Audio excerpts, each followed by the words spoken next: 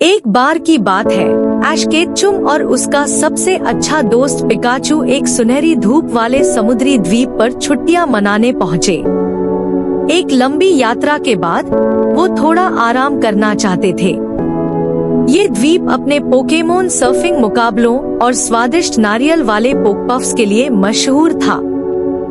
ऐश बहुत उत्साहित था। वो तैरना चाहता था, मस्ती करना चाहता था और शायद कुछ वाटर टाइप पोकेमोन भी पकड़ना चाहता था। लेकिन जैसे ही वो समुद्र किनारे पहुँचे, उसे कुछ अजीब लगा। वहाँ कई ट्रेनर इकट्ठा थे और सबके चेहरे पर चिंता और हैरानी थी।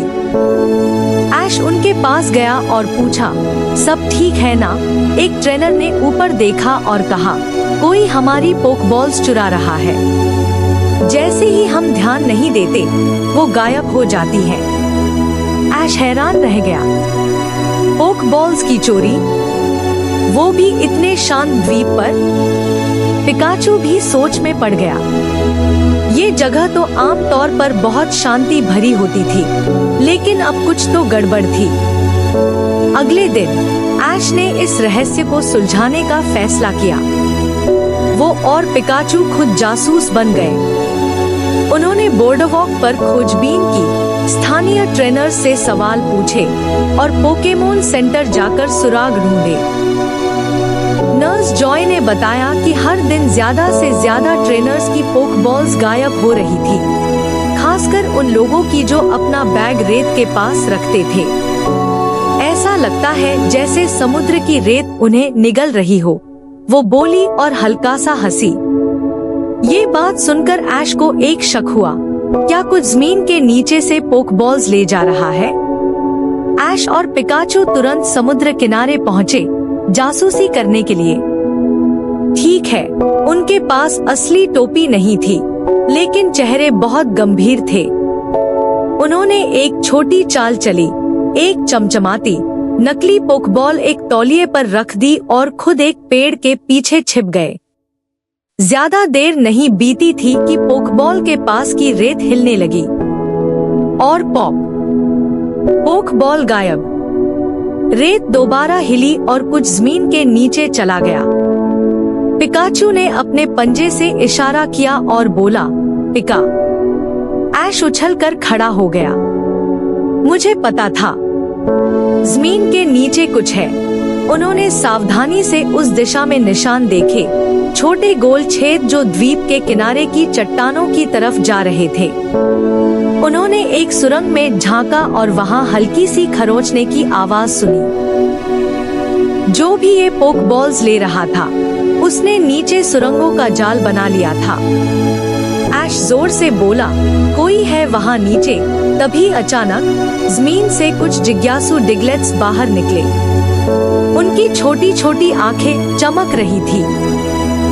एक डिग्लेट के सिर पर एक पोकबॉल किसी चमकदार टोपी की तरह टिकी हुई थी और एक और डिग्लेट ने कई पोकबॉल्स को जोड़कर बीच की सजावट बना ली थी।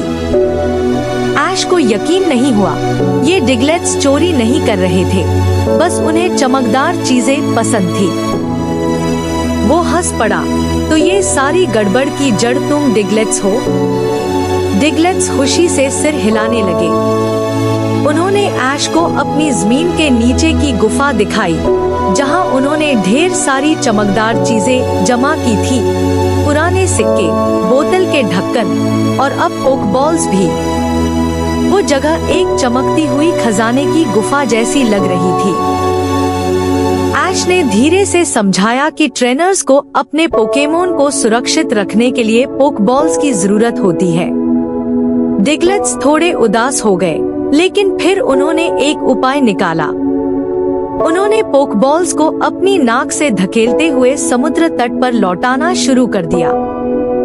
ऐश ने वादा किया कि वो उन्हें ऐसी चमकदार चीजें ढूंढने में मदद करेगा जो जरूरी ना हो, जैसे कंचे, सीपियां और पुराने बटन, ताकि वो फिर भी अपनी गुफा को सजा सकें। अगली सुबह पूरे द्वीप पर मुस्कुराहटें छा गई। ट्रेनर्स ने खुशी से अपनी पोकबॉल्स वापस ली। कोई भी नाराज नहीं था। खासकर जब उन्होंने इन प्यारे डिगलेट्स को शर्माते हुए रेत से झांकते देखा। नर्स जॉय ने तो एक खास डिगलेट डे की घोषणा कर दी, जिसमें सब लोग इन छोटे ज़मीनी कलाकारों को चमकदार तोहफे देंगे। आखिरकार ऐश और पिकाचू समुद्र किनारे आराम से बैठ गए और मजे से पोक पफ खाने लगे। तो दोस्त, ऐश मुस्कुराते हुए बोला, हमारी छुट्टी एक रहस्य की जांच में बदल गई, लेकिन कम से कम हमें नए दोस्त मिले। पिकाचू ने सहमति में सिर हिलाया और जीत के अंदाज में अपना पंजा हवा में उठाया। और उस दिन के बाद से अगर कभी किसी की पोकबॉल द्वीप पर गायब होती, तो सबको पता होता था कि कहाँ देखना है और किसे धन्यवाद कहना है कि उनकी चीज सुरक्षित और चमकदार रखी गई।